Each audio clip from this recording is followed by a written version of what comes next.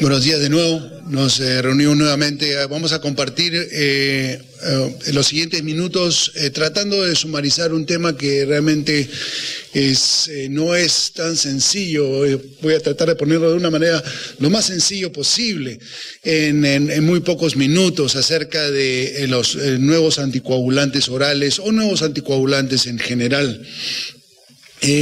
Para eso lleguemos nuevamente a encontrar dónde podemos encontrar alguna aplicación a los nuevos anticoagulantes, ya sea orales o parenterales, que están en evolución en estos momentos. Entonces, si vemos en lo que es la cascada de la coagulación anterior, vemos un lugar que es importante, que es este acá, mucha atracción en cuanto a tratar de inhibir la trombina. ¿Por qué? Porque inhibiendo la trombina realmente en vivo, la trombina es el eje central de la coagulación. O sea que es muy atractivo desde hace muchísimos años de tratar de desarrollar alguna droga que pueda inhibir, ya sea de manera directa o indirecta, a la trombina.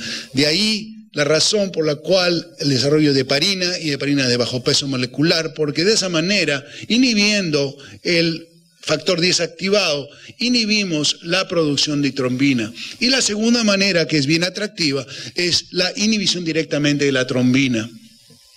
Otros lugares muy atractivos, como habíamos mencionado anteriores, se encuentran a nivel de factor tisular, a nivel de la producción, de la activación del factor 10, como hemos mencionado, el 8, interviniendo de alguna manera con la proteína C y proteína S, o como habíamos mencionado anteriormente, con un inhibidor de la trombina, ya sea directo o indirecto. Algo muy importante es lo siguiente, que si vemos aquí en la cascada y recordamos lo que es la coagulación en vivo que habíamos mencionado anteriormente, vemos que del factor tisular, y algo que está fallando en este cuadro, existe una activación que viene y bypassea en muchas formas. Puede bypassear de acuerdo al estímulo. Si el estímulo es lo suficientemente fuerte, puede bypassear este paso del factor 10 activado. Y eso es importante de reconocer porque, ya les digo de antemano, exclusivamente inhibiendo el factor 10 activado probablemente no sea una buena idea. Porque si existe un estímulo fuerte de la coagulación, ese anticoagulante per se no va a funcionar en esas circunstancias. Vamos a tratar de explicarlo eso un poco más tarde. En cuanto a esta parte de tratar de inhibir la trombina directamente, existen ya en el mercado y a nuestra disposición durante muchos años el uso y la availabilidad de inhibidores directos de trombina, como la irudina, la lepirudina, bilivarudina y el argatroban. Todos ellos son parenterales y existen también ahora orales, inhibidores orales de la trombina, directos de la trombina. Entonces, ¿cómo funcionan estos inhibidores directamente de la trombina? Es justamente así, inhibiendo directamente la acción procoagulante y protrombótica de la trombina. Ahora, no solamente estas drogas tienen algo muy peculiar, son dos cosas peculiares. Una es que no solamente inhibe a la producción de la trombina, que es nueva producción, pero también tiene una acción inhibitoria de la trombina que se encuentra ya en el coágulo. O sea que estas drogas tienen una acción leve y suave, pero también como un trombolítico. También es importante reconocer esto porque van a escuchar más y más al respecto en el futuro siguiente. Y este es un reporte siguiente nosotros estamos trabajando en un modelo animal porque lo que había mencionado, la trombina es esencial para la producción de fibrina. Y esto es importante en cirugía por los reportes en los cuales los pacientes que reciben inhibidores directos de trombina para profilaxis quirúrgica parece ser que están exhibiendo, existe una tendencia a una incidencia un poco más alta de dehiscencia, de herida operatoria y de retardo de la cicatrización. Lo que es la cicatrización no es nada más que una variante de un proceso de coagulación al final de población de fibrina. Entonces, si estamos antagonizando esa parte, entonces en forma teórica se podría explicar esta observación que se está haciendo en estos momentos. No interactúan con anticuerpos que se pueden producir por heparina y es por eso que estas drogas se han venido utilizando la mayoría de las veces para el tratamiento y manejo de la trombocitopenia inducida por heparina. Existen entonces dos productos principales, el argatroban y la lepirudina, que tienen ventajas y desventajas. Entre los beneficios potenciales de los inhibidores de trombina, tenemos lo siguiente, que tienen una respuesta o efecto anticoagulante muy predecible. Y el otro, que no interfieren con la producción de antígenos de heparina con factor plaquetario 4, quiere decir que son las drogas ideales para el manejo de la trombocitopenia inducida por heparina. Pero hay problemas con ellos. Los derivados directos de irudina, hay problemas de hipersensibilidad, no con argatroban, que es un producto totalmente sintético, problemas de sangrado, que habíamos visto, por supuesto, y algo muy importante, que no existe ningún antídoto para contrarrestar los efectos anticoagulantes de los inhibidores directos de trombina. Ya no existe mucho que trabajar, ese es el problema, estamos al final de la cascada. Todos los antídotos que utilizamos para otras drogas se encuentran por encima de ese paso. Y eso es lo que hace muy difícil encontrar un antídoto para este tipo de drogas. Esto es muy importante de recalcar. Ahora, hemos trabajado con estas drogas parenterales como la argatroban, la liperudina, bilivarurina, por muchos años, sabiendo de que no existe ningún antídoto, pero también teniendo a nuestro lado el hecho de que estos medicamentos tienen una vida media muy corta.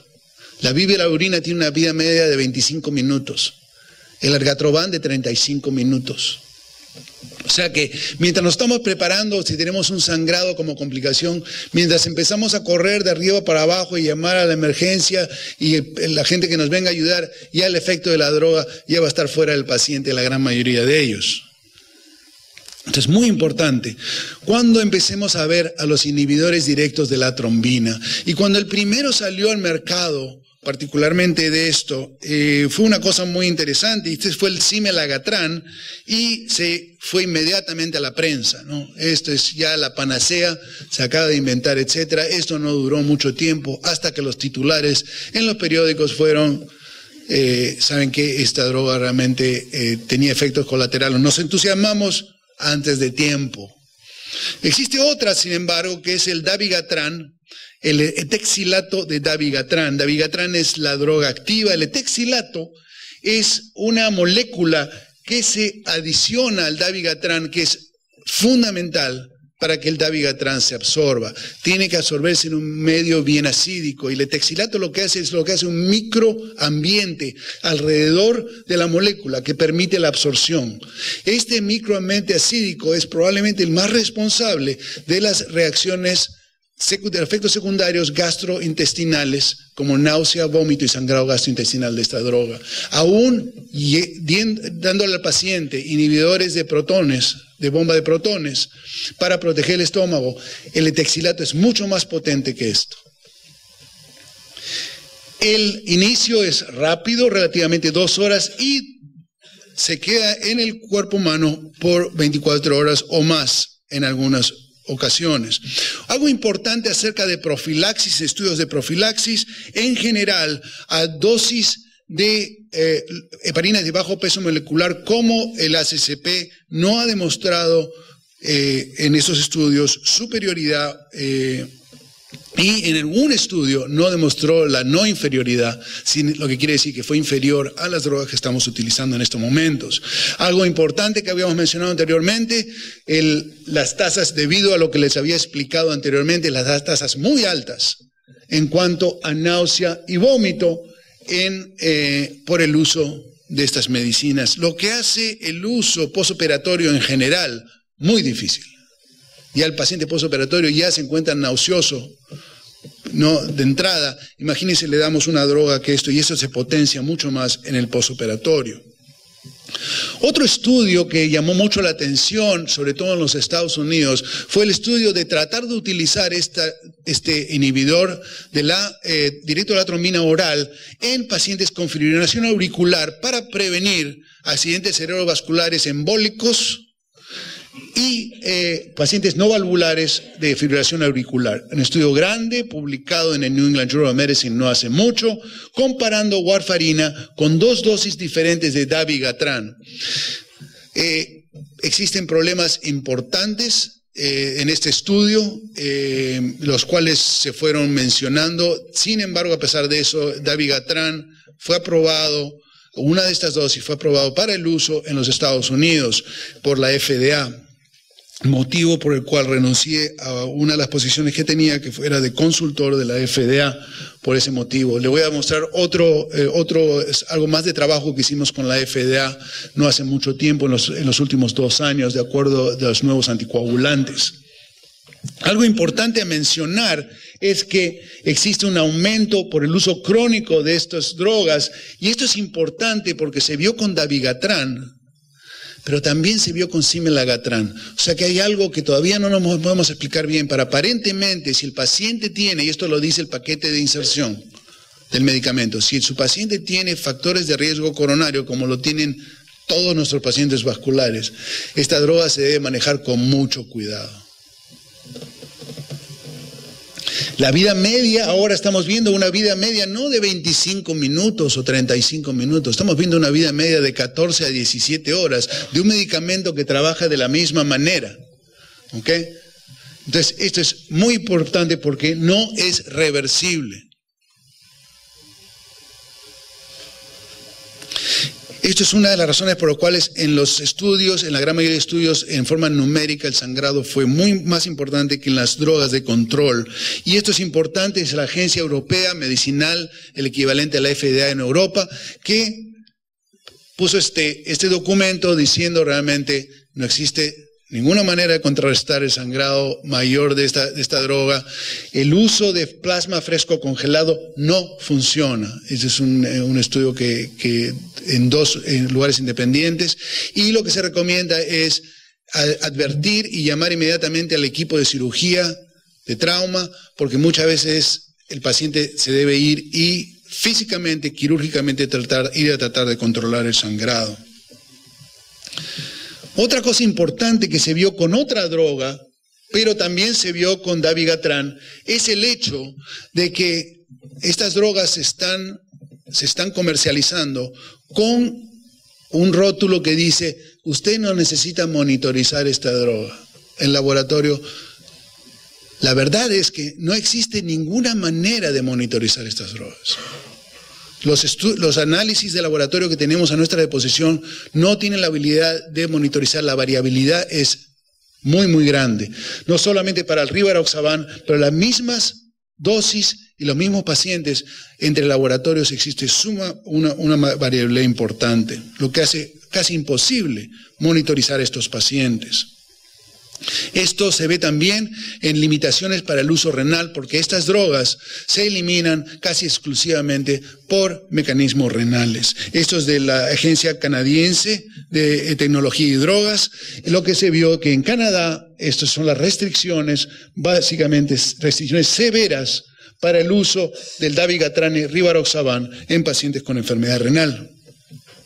Esto es un cuadro que se pone en conjunto cuando uno está haciendo evaluaciones iniciales en la FDA. Es el mismo proceso que se utiliza en la Agencia de Medicinales en Europa. Y vemos lo que está aquí en rojo, en variabilidad, es lo que existe en cuando cada vez que ustedes vean esto dicen, más estudios se necesitan porque realmente no conocemos cómo va a afectar este fármaco a esa condición. Por ejemplo, en cuanto a interacciones y rivaroxaban, no existe data. En cuanto a insuficiencia renal y dabigatran, realmente necesitamos mucho más data antes de empezar a utilizar en estos. Y lo último importante que se ve en el proceso de aprobación de nuevas drogas es lo que se llama transparencia. En cuanto al RELAI, este es de fibrilación auricular, estudio de fibrilación auricular que había mencionado anteriormente, les muestro una tabla en la publicación, en la misma tabla que fue mandada al FDA para la aprobación. Esta tabla, vemos aquí los eventos tromboembólicos conjuntos con dosis de dabigatran de 110 miligramos comparado con warfarina y 150 miligramos, viendo que existe una ventaja, reducción de eventos en los pacientes de efectos embólicos cerebrales cuando se utiliza dabigatran a esa dosis. La primera pregunta que nos hicimos cuando vimos esta tabla fue la siguiente. Estos son eventos tromboembólicos, estos son hazard ratios. ¿Desde cuándo en este tipo de estudios los hazard ratios se publican en centésimas? Si ustedes ven cualquiera otros estudios, todo esto se representa en décimas. Entonces, lo que hicimos fue lo siguiente, reconstruimos esta curva, y esta es la curva en décimas, la de acá abajo. Y por supuesto, si usted publica algo así, pues nadie le va a prestar atención. ¿Okay? Entonces, esto es muy importante. Lo otro son las preguntas que se deben hacer, por ejemplo, de vida real.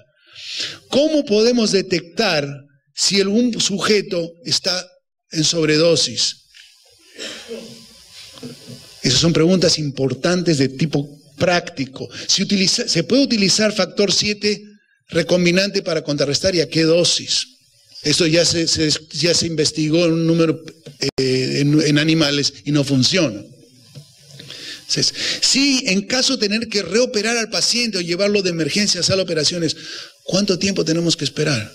¿Y cómo sabemos que la droga ya se ha ido cosas muy prácticas e importantes?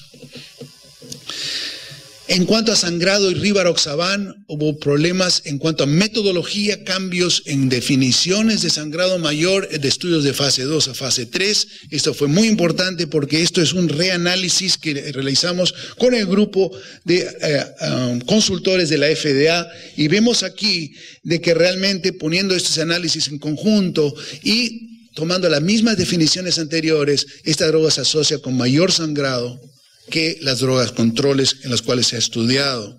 Este es un estudio del doctor Cuya. Lo que ve es lo siguiente, cuando redefinimos en los estudios el sangrado, se ve que el número que se necesita para tratar es mucho mayor que el número de pacientes, casi el doble de los números de pacientes que necesitamos para hacer daño. Y es por eso, y esto es algo importante, cuando el estudio de fibrilación auricular empezó a llevar a cabo, yo me enteré del asunto conjunto con un amigo mío que trabaja un poco más al norte de donde yo estoy. Y me enteré de que una clínica relativamente vecina a la mía, que solamente tiene 170 pacientes, fue llamada para contribuir en este estudio. En mi clínica yo manejo 3.500 pacientes. Y me dijeron, ¿por qué no me han llamado a mí? ¿No? Entonces llamé a un contacto que tengo ahí y me dijeron lo siguiente: nosotros queremos comparar nuestra droga con warfarina bien manejada, no con warfarina óptimamente manejada. Nosotros lo pusimos esto en una página web que ya no existe en este momento porque los abogados de la institución donde yo trabajo me obligaron a sacarla. Entonces, hace unos días, junio 24 de 2011, el rivaroxaban fue rechazado por la FDA en todas sus indicaciones. Este es el futuro de los anticoagulantes orales. Esto fue descrito por Foley y Askey en 1949 y 1950. Dice, existe una triada que va a ser de esto, anticoagulantes orales, el uso satisfactorio, esto cuando warfarina apareció, un clínico vigilante, un paciente bien educado y cooperativo y un laboratorio que realmente nos permita monitorizar de forma efectiva a estos pacientes. Sin esto, las drogas son peligrosas. Todavía no lo hemos realizado, pero no se depriman, por los que se me están deprimiendo, esto es lo que viene. Este es el momento entre fase 1, fase 2 y fase 3, medicamentos que están en proceso y muchos de ellos orales. Uno de ellos es otro inhibidor de la vitamina K, o sea que no se impacienten. Lo más importante a recordar es un dicho que teníamos que se dice, más vale malo conocido que bueno por conocer, pero en este caso lo conocido es bastante bueno, o sea que tranquilos, ¿ok? Y primero, no hacer daño al paciente. Muchas gracias.